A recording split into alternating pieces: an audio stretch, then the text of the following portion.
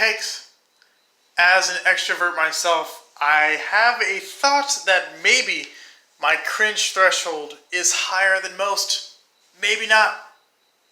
I just know whenever I'm at a wedding and I see the cake being smashed in the face, it just doesn't sit right with me.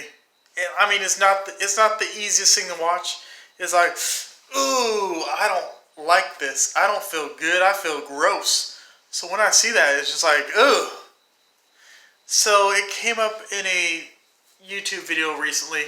Surprise, surprise. I watched another YouTube video, but in this particular one, it had to do with marriage and the similarity or the indirect effects of smashing cake. Maybe it wasn't the cake being smashed in the face that had an effect in the annulment, but it's just the meaning behind smashing the cake in someone's face.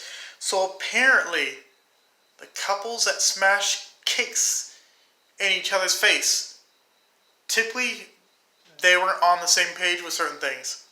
So maybe if people talked about like, hey, at our wedding reception, we are going to smash the cakes in each other's faces. Maybe if they had an understanding, that was cool. But for the most part, when people smash cakes in each other's faces at the wedding reception, there is no real, besides the marriage itself, there's no real vow of like, hey, we're going to smash the cakes in each other's faces. It's usually a surprise, surprise, or in the other case, it's not a surprise. It's a cliche, terrible, annoying situation that happens. But typically the people that either get this cake smashed in their face or they do the smashing, there's maybe a tinge, just a festering lack of respect. It's almost like when you're in a tube filled with demons, you know? Got some babies screaming, got some pleasantly plump people next to you just taking up all of your seat. It's just a little bit less respect in certain areas. I just know from flying first class recently that there's just a little bit more respect there. There's just a little bit more. I went to my seat, right? I was wondering if like, hey, if you didn't have these paid seats, could you slip in? There's no way you could slip in an unidentified first class seat. Because when I got there, you know what happened?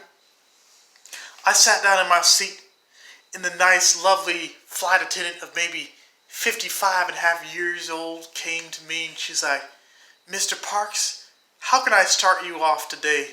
What's the drink that you'd like? I was like, oh snap, Mr. Parks, that's better than sir, and I can get used to this witnessing life and getting to know others and sharing Jesus in all kinds of ways. All right, but no, I'm just going to say when I was called Mr. Parks, I was like,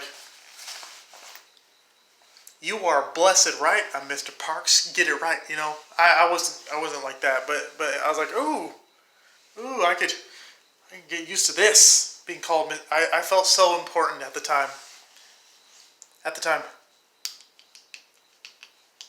And then I left first class. I went back to normal life, and I was like, oh,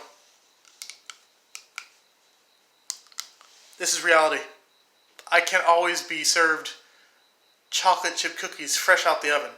Alright, so that's something that had me thinking there. I was like, I'm at 30,000 feet, and I just got a cookie that seemed like it just came out the ovens. Just came out multiple ovens. That's how warm and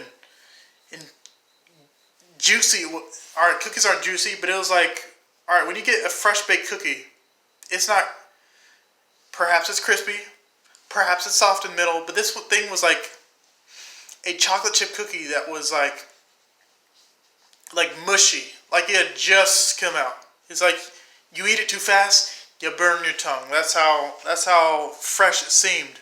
So I was just like, how did they even do this? Boggles my mind.